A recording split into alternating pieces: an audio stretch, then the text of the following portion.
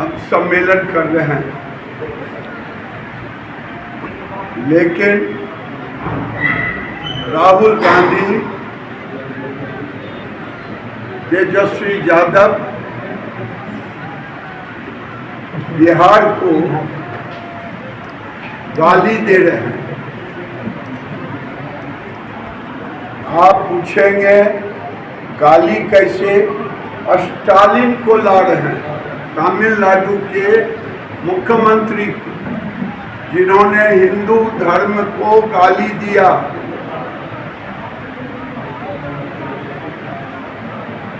जो हिंदी को गाली देते, तेलंगाना के मुख्यमंत्री रेवंत रेड्डी को,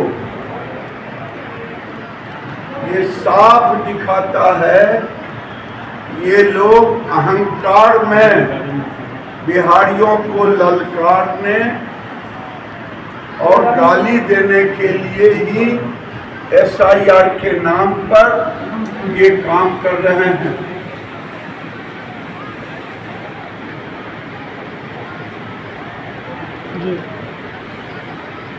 SIR चुनाव आयोग कोई पहली बार नहीं कर रहा, लेकिन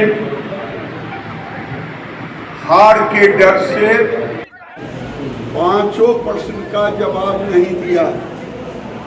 उन्होंने कहा था अगर हमने इतने लाख मृत्यु हो गई, 20 लाख, इतने लाख डबलिंग है, मिला के 60 लाख वोटरों का। ये 60 लाख वोटर अगर हटाना तो राहुल गांधी, लालू यादव क्यों नहीं 1 महीना में 60,000 भी नाम नहीं जोड़ पाए? ये बताता है केवल भ्रम फैलाना। और नीतीश कुमार की सरकार लोगों के हित में 20 साल का काम का लेखा जोखा दे रहा है, तो लालू यादव को भी अपने पिछले 15 साल का लेखा जोखा देना चाहिए, क्योंकि जनता ने उन्हें भी 15 साल का मौका दिया। आज केवल बिजली नहीं माफ किया, केवल वृद्धा पेंशन, दिव्यांग पेंशन, विधवा पेंशन नहीं बढ़ाया, ये 10,000 रुपया 2,70,00,000 परिवार में उद्यमी के लिए जाएगा। और ये अगर जोड़ेंगे 2004 में 4-5 का बजट था लालू जी का 24,000 करोड़, नीतीश कुमार 2,70,00,000 को केवल 10,000 रुपया देंगे, वो होगा 25,000 करोड़।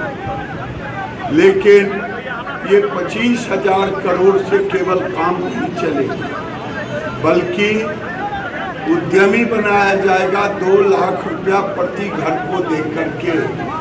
अब अंदाज कीजिए कि 2,70,00,000 में हम 70 लाख हटा देते हैं, 2 करोड़ को लेते हैं, ये 4 लाख करोड़ 5 साल में जो इन्वेस्ट होगा वो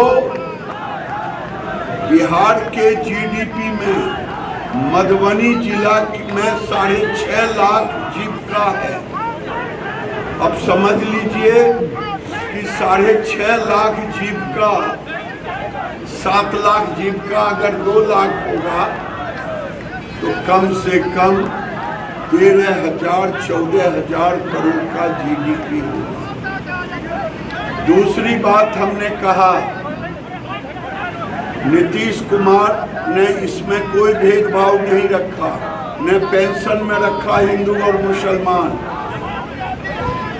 न बिजली में रखा, न महिला उद्यमी में रखा, न साइकिल बांटने में रखा, न नरेंद्र मोदी रखा। अगर घर दिया तो हिंदू मुसलमान नहीं किया, शौचालय दिया तो नहीं किया, बिजली दिया तो नहीं किया, नल जल दिया तो नहीं किया। पत्रकार लोग उब गए हैं, आप पुराना बात क्यों उठाते हैं?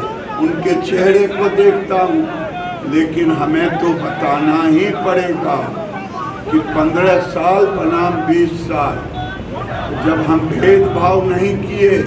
मैं अपने कंस्टिट्यूंसी में एक मौलवी से पूछा कि भेदभाव हुआ इन सब चीज़ों में, घर में, बिजली में, गैस का चूल्हा में, 5 लाख इलाज में, 5 किलो अनाज? कहा नहीं। उनका वोट दिया तो कहा कि हाँ।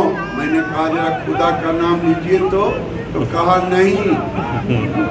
मैंने पूछा ऐसा क्यों?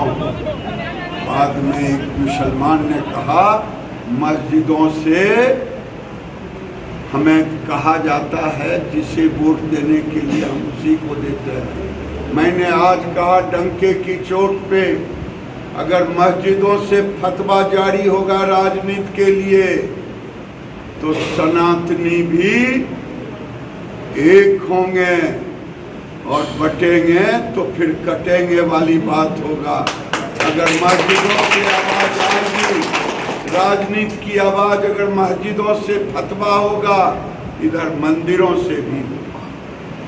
ये चलिए बहुत